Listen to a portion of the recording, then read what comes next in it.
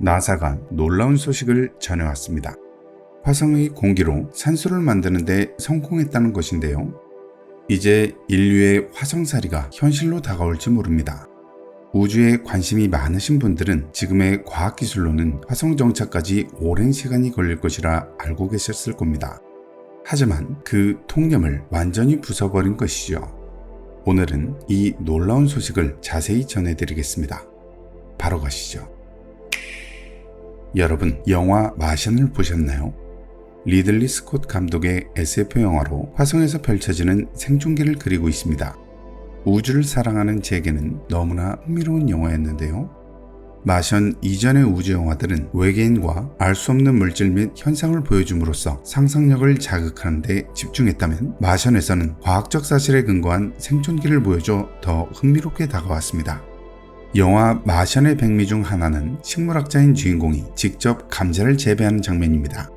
척박한 화성의 토양에 인간의 배설물을 양분 삼아 감자를 재배하는 것이죠. 앞으로는 이처럼 화성의 환경을 이용해 인류 생존에 필수적인 물질을 만들 수 있을지 모릅니다. 그건 바로 산소인데요. 화성의 대기를 이용해 인공적인 산소를 만드는 것이죠. 지금 보고 계신 장치의 이름은 목시, 화성 산소 현장 자원 활용 실험의 약자로 화성 대기의 이산화탄소에서 산소를 생산하는 장치입니다. 목시는 화성 탐사선 퍼서비어런스에 실려 2021년 4월부터 최근까지 무려 16차례나 산소를 만들어내는데 성공했는데요. 여기서 이산화탄소를 이용해 산소를 만들어냈다는 사실에 주목해야 합니다. 화성의 대기는 약 96%가 이산화탄소로 이루어져 있고 산소의 비율은 0.2%에 불과합니다.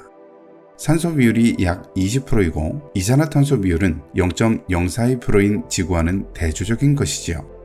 이산화탄소 비율도 높은 데다 기압이 0.0063기압밖에 되지 않아 생명체가 호흡하기 부적합한 것인데요. 목시는 96%에 해당하는 이산화탄소를 빨아들여 고체 산화물 전기분해 반응을 거쳐 일산화탄소와 산소로 분해하는 방식입니다.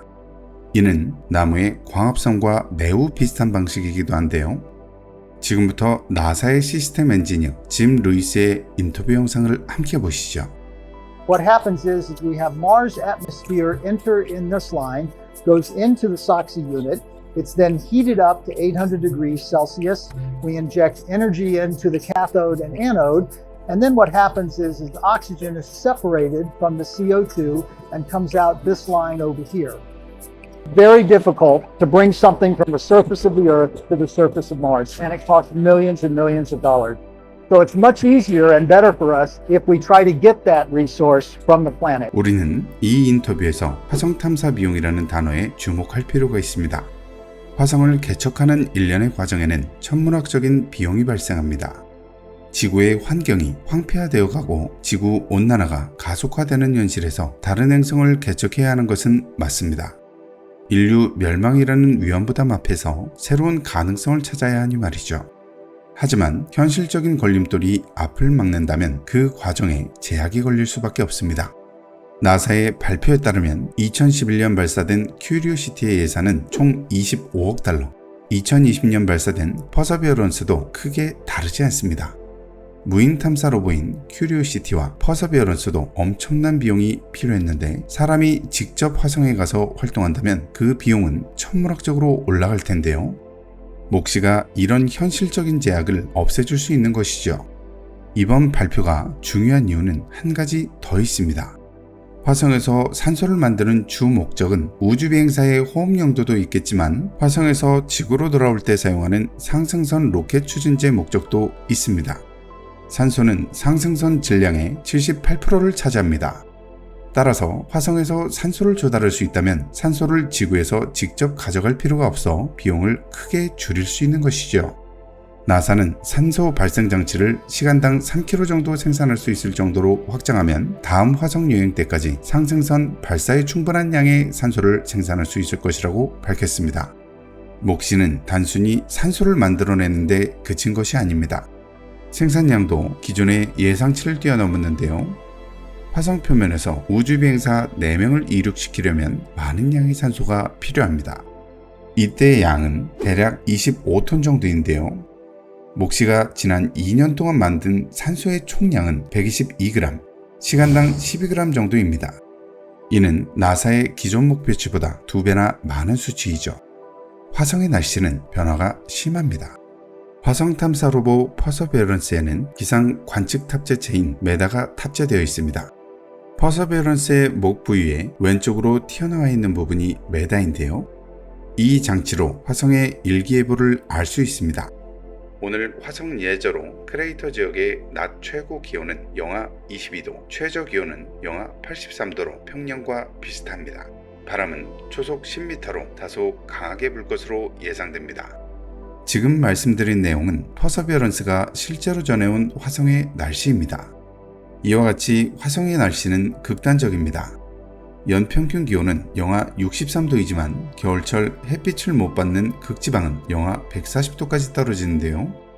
이러한 극단적인 환경 속에서 목씨는 1년 내내 산소를 만들어내는데 성공한 것이죠. 이는 매우 놀라운 성과라고 볼 수 있습니다. 돌발 상황이 생길 수도 있는 환경에서 놀라운 결과를 얻어낸 것이니 말이죠.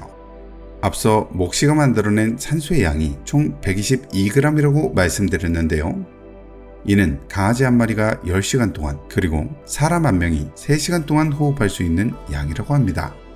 이제 화성 이주가 정말 가능해질지도 모르겠는데요. 우리는 화성 이주를 꿈꿔왔습니다.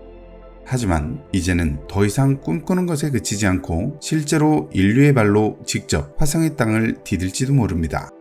나사의 우주기술 임무부 기술지원 책임자인 트루디 코티스는 미래의 우주 탐사 임무에서 현지 자원을 유용한 자원으로 바꿔쓸 수 있는 기술을 실제 환경에서 입증해 보였다 라며 자신감을 밝히기도 했습니다. 이제 정말 화성에서의 미래가 한 걸음 더 가까이 온 것 같은데요. 여러분의 생각은 어떠신가요? 새로운 행성에서 여러분과 만날 날을 꿈꾸며 오늘의 영상 마치도록 하겠습니다.